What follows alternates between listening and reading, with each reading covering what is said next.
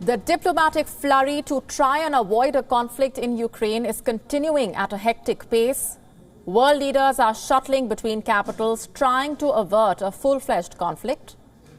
The French President Emmanuel Macron met with his Ukrainian counterpart Volodymyr Zelensky. The two met and shook hands at Zelensky's official residence before sitting down for talks, and later held a joint press conference at the presidential palace in Kiev, where the two spoke about the Minsk peace agreement, which was signed in 2014 to avoid war in Ukraine.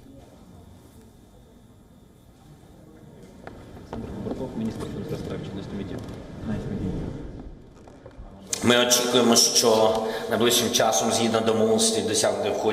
expect that in the near future, in accordance with agreements reached during the Paris summit back in December 2019, we will be able to hold the next talks between the leaders of the Normandy Quartet. An important step on this path is to intensify dialogue at the level of political advisors.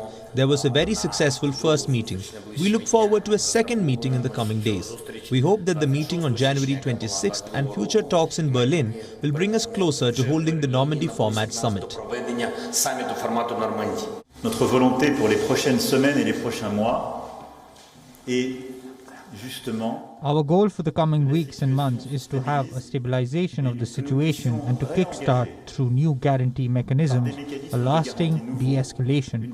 In this context, the cool-headedness you have shown, the restraint that all parties have shown in word and deed are essential. With regards to the conversation on the military and security aspects of this, and I was very precise about this yesterday, we talked with President Putin and he told me he won't be initiating an escalation. I think that's important. I noted these commitments had been confirmed this morning, since the second important element is that there won't be a permanent military base and no deployment of sensitive equipment in Belarus.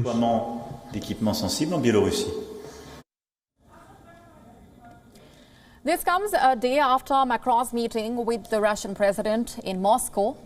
Macron said that he managed to convince Putin to not escalate the crisis. However, the Kremlin has denied any such assertion. The Kremlin denies that Putin told Macron there will be no new maneuvers near Ukraine. Moscow says that Russia and France had not yet been able to strike a deal, but agreed that de-escalation was required.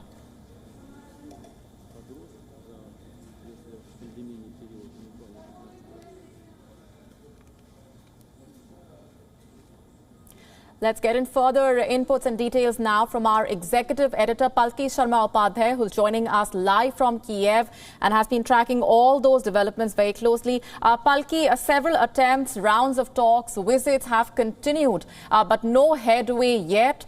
In fact, the leaders after these meetings do not even seem to be on the same page after their discussions. What do you make of that meeting that was held earlier in the day between Macron and Zelensky, where the two spoke about resolving the crisis and diffusing the tensions, but at the same time, it remains to be seen to what extent Russia will be relenting? You said it, Molly. The big headline coming out of Kiev this Tuesday night is that there is no headway. The French President Emmanuel Macron had a long meeting with his Russian counterpart yesterday. He went into the meeting saying that they're close to arriving at some sort of a deal to de-escalate. When he came out of the meeting, there was no talk of de-escalation. Then he said that the promise, for want of a better word, that he secured from the Russian president is that there will be no escalation, if not a de-escalation. These two are not the same things technically, and an escalation is very much happening because the troop deployment keeps going up as we speak. Then he came here in Kiev. He held meetings with the Ukrainian president. He's been praising him. He's said that the Ukrainian president Volodymyr Zelensky has shown immense resolve in the face of the kind of build-up that he's seeing around his borders. But then again, they've offered support like the Europeans have been offering for a while now. Nothing more than that. This is where things stand. The Russians are not pulling back. The Ukrainians are not ready to compromise on their sovereignty. They see Donbass and Crimea as red lines. The Russians are saying that if Ukraine joins NATO and if it tries to take back Crimea by force, this will be war, and Europe will be party to that war, and no one is going to win that war. In the same breath, he's also spoken about Russia being a nuclear power. So there is no headway. There is no progress. But at the same time, we see these leaders trying to play peacemakers. We have Emmanuel Macron trying to do that. Now we have Olaf Scholz also making that attempt. What is the view in Kiev when it comes to these discussions and the way forward at this point?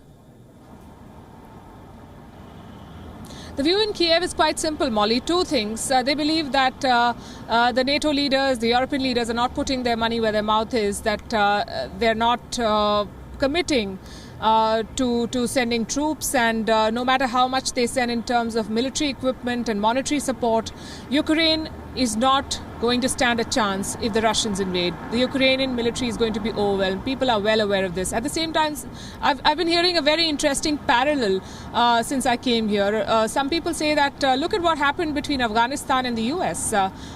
If you looked at the statistics, if you looked at what the army had, the US should have been a winner, but the US was not a winner. And the Taliban did take back power. So they're counting on that possibility, I think, when faced against the Russians. That is what the Ukrainians say. And you also have to understand their history, Molly, to understand why there is this sense of betrayal.